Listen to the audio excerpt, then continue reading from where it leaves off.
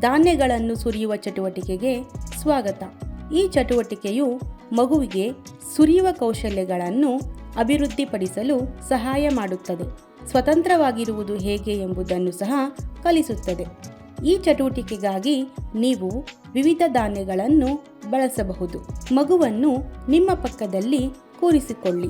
ಇದರಿಂದ ನೀವು ಏನು ಮಾಡುತ್ತಿದ್ದೀರಿ ಎಂಬುದನ್ನು ಅವರು ಸ್ಪಷ್ಟವಾಗಿ ನೋಡಬಹುದು. ಲೋಟಗಳಿರುವ ಟ್ರೇಯನ್ನು ನಿಮ್ಮ ಮುಂದೆ ಇರಿಸಿ.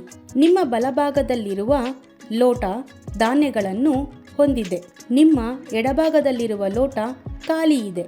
ನಿಮ್ಮ ಬಲಗೈಯಿಂದ ಲೋಟವನ್ನು ಹಿಡಿದುಕೊಳ್ಳಿ. ನಿಮ್ಮ ಹೆಬ್ಬೆರಳು ಮತ್ತು ಬೆರಳುಗಳನ್ನು ಟಂಬ್ಲರ್ ಸುತ್ತಲೂ ಕಟ್ಟಿಕೊಳ್ಳಿ.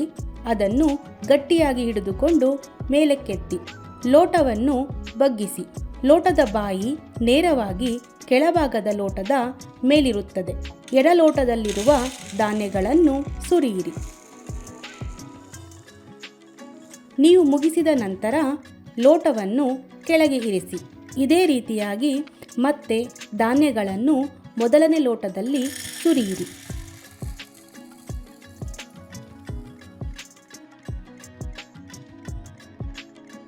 ಇದನ್ನು ಮಾಡಲು ಮಗುವನ್ನು ಕೇಳಿ. ಮಗು ಅವರು ಬಯಸಿದಷ್ಟು ಬಾರಿ ಚಟುವಟಿಕೆಯನ್ನು ಪುನರಾವರ್ತಿಸಬಹುದು.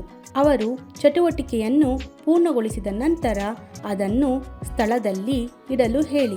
ಟ್ರೇನಲ್ಲಿ ಧಾನ್ಯಗಳಿದ್ದರೆ ಅವುಗಳನ್ನು ನಿಮ್ಮ ಹೆಬ್ಬೆರಳು ಮತ್ತು ತೋರು ಬೆರಳುಗಳನ್ನು ಬಳಸಿ ತೆಗೆದುಕೊಂಡು ಅದನ್ನು ಮತ್ತೆ ಲೋಟಕ್ಕೆ ಹಾಕಿ. ಹಸಿರುಬೇಳೆ ಮತ್ತು ಅಲಸಂದಿ ಕಾಳುಗಳಂತಹ ದೊಡ್ಡ ಧಾನ್ಯಗಳನ್ನು ಬಳಸಲು ಪ್ರಾರಂಭಿಸುವುದು ಉತ್ತಮ. ಮಗುವು ಆತ್ಮವಿಶ್ವಾಸವನ್ನು ಹೊಂದಿದ ನಂತರ ನೀವು ಅಕ್ಕಿಯಂತಹ ಸಣ್ಣ ಧಾನ್ಯಗಳನ್ನು ಬಳಸಬಹುದು.